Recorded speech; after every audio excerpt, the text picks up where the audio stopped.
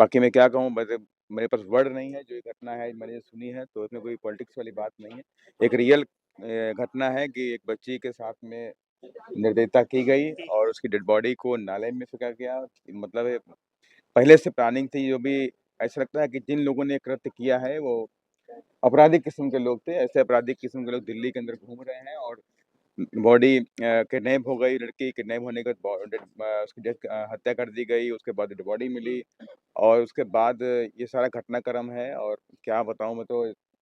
मोदी जी नारा दिए थे कि मेरे दलित भाइयों को मत मारो, चाहे मुझे शूट कर दो। देखिए, उसके बाद ये से सब दलितों पे नारे अत्याचार बढ़े हैं सर। ये सब नारे हैं। इन नारों से कोई कुछ नहीं होने वाला है। मैं फिर कह रहा हूँ कि राजनीतिक सत्ता हाथ में लेनी ज़रूरी है। अगर राजनीतिक सत्ता हाथ में नहीं आएगी तो ये अपराध नहीं रुकने वाले हैं। ख़ास तौर से दलित, पिछड़ा और आदिवासी और वंचित समाज के लोगों के साथ में नहीं रुकने वाले हैं। इसलिए इनको एक होना पड़ेगा, जगना पड़ेगा और सत्ता की चाबी हाथ।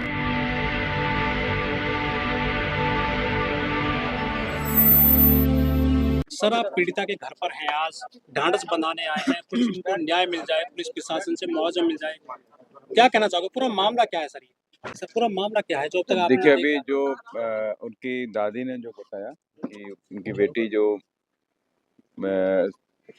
पुलिस शिक्षा मित्र टाइप में जो नौकरी कर रही थी, डिफेंस में कर रही थी और वो अपने अटेंडेंस लगाने के लिए गई थी और फिर वहाँ से वो फिर वापस नहीं आई। उन्होंने कई बार पुलिस को इन्फॉर्म किया और उसके बाद फिर पुलिस ने इंक्वायरी करी। इंक्वायरी करने के बाद फिर कुछ संदिग्ध लोगों पे मोबाइल से चेक करके कॉल किया, तो उसमें से कुछ संदिग्धों को पकड़ करके उनसे छानबीन की गई, तो मालूम हुआ कि उनकी बॉडी जो है कहीं पे नजफगढ़ में नजफगढ़ में कहीं नाली में उन्होंने फेंका था। इस बात को उन्होंने कबूल किया। पुलिस ने बॉडी को निकाला है और अभी पूरी इन्वेस्टिगेशन चल रही है। लेकिन परिवार बहुत डरा हुआ है। परिवार सहमा हुआ है कि परिवार की एक होनहार बेटी थी, वो जो पढ़ लिख करके आगे बढ़ रही थी और पढ़ लिख करके वो उसका सपना था, ड्रीम था कि अफसर बनूंगी। और ऐसे निर्दयी लोगों ने उसके साथ में जो भी कृत्य किया है ये निंदनीय है। और मैं तो कहूँगा पुलिस प्रशासन और सभी लोग इनको न्याय दिलाने का काम करें और हमारी पूरी पार्टी बहुजन समाज पार्टी के सभी कार्यकर्ता इस लड़ाई को लड़ने का भी काम करेंगे। और मैं उस बच्ची को तो वापस नहीं ला सकता हूँ, लेकिन एक नज़ीर जरूर पेश करेंगे कि ऐसे दुर्दांत अपराधियों को फांसी की सजा मिले और ताकि ये इस काम की पुनरावृत्ति को दोबारा हिम्मत न जुटा सके।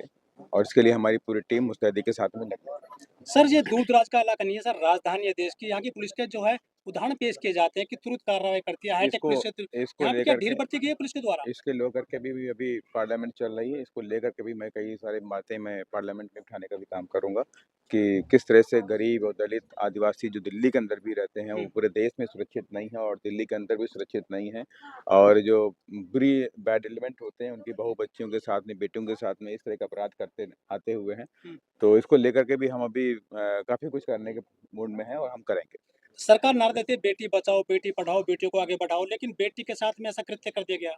देखिए, ये इस तरह के नारे तो सब ये लोग कहते नहीं, पॉलिटिकल जुमले हैं। और सच्चाई ये है कि पूरे देश के अंदर जो दलित है, जो आदिवासी है, जो गरीब है, जो वंचित है, पिछड़ा है, अति पिछड़ा है, उनकी बहु बच्चियाँ कहीं भी सुरक्षित नहीं हैं, किसी भी स्टेट के अंदर सुरक्षित नहीं हैं। तो ये सब जो इनके नारे जुमले हैं सिर्फ वोटों की राजनीति करने के लिए करते हैं। लेकिन ये हमें समझना चाहिए कि हमारी और हम हमारी हितैषी पार्टी कौन है, हमारे लोग हितैषी कौन है, जो हमारे लिए काम कर रहे हैं, जो हमारे लिए सुख दुख दर्द में खड़े हो रहे हैं, आखिर कौन ऐसे लोग हैं।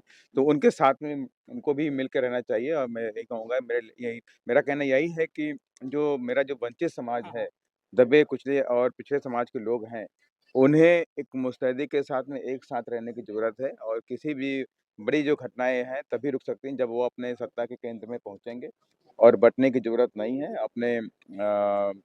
बाकी मैं क्या कहूँ, मेरे पास वर्ड नहीं है। जो ये घटना है मैंने सुनी है, तो इसमें कोई पॉलिटिक्स वाली बात नहीं है। एक रियल घटना है कि एक बच्ची के साथ में निर्दयता की गई और उसकी डेड बॉडी को नाले में फेंका गया।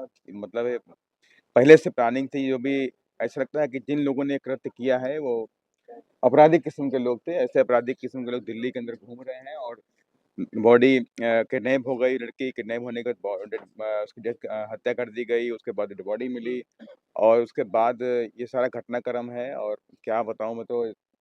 मोदी जी नारा दिए थे कि मेरे दलित भाइयों को मत मारो, चाहे मुझे शूट कर दो। देखिए, उसके बाद से दलितों पे अत्याचार बढ़े हैं सर। ये सब नारे हैं। नारों से कोई कुछ नहीं होने वाला है। मैं फिर कह रहा हूँ कि राजनीतिक सत्ता हाथ में लेनी ज़रूरी है। अगर राजनीतिक सत्ता हाथ में नहीं आएगी तो ये अपराध नहीं रुकने वाले हैं। ख़ास तौर से दलित, पिछड़ा और आदिवासी और वंचित समाज के लोगों के साथ में नहीं रुकने वाले हैं। इसलिए इनको एक होना पड़ेगा, जगना पड़ेगा और सत्ता की चाबी हाथ में। पीड़ित परिवार कह रहा है कि हमें डर है, आप डर के साए में है। इसको क्या इस मांग करी आपने प्रशासन से? इसको लेकर के हम प्रशासन से बात करेंगे कि यहाँ पर कोई मुआवजे की बात की हो? इनको लेके जो भी सरकार का प्रोविज़न है मुआवजे का वो दिलाने का काम करेंगे और साथ ही यहाँ हम अभी पुलिस के जो भी आला अधिकारी हैं उनसे बात करेंगे ताकि इनके परिवार को सुरक्षा मिल सके। सर बड़ा सवाल ये है कि लोग कहते हैं कि बीएसपी घटनास्थल पर नहीं जाती है या देखिए, पीड़ित परिवार से नहीं मिलती है। वो आप इस बार आप खुद चलकर आए हैं मैं 1.5 जहाँ किलोमीटर। जहाँ जहाँ भी मेरे को इस तक जानकारी मिलती है वहाँ मैं जाने का काम करता हूँ। ठीक सर, थैंक यू।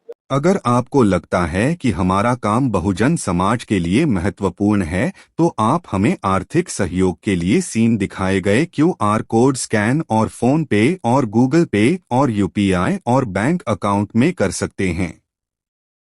फोन पे, गूगल पे 9250529129, UPI 9250529129 bank account state bank of India AC 1042994628, IFSC code SBIN 00066563। आपका छोटा से छोटा सहयोग समाज और हमें और मजबूत करेगा, जिससे हमें बहुजन पत्रकारिता में और निष्पक्ष बनाने में मजबूत करेगा। जय भीम, जय भारत।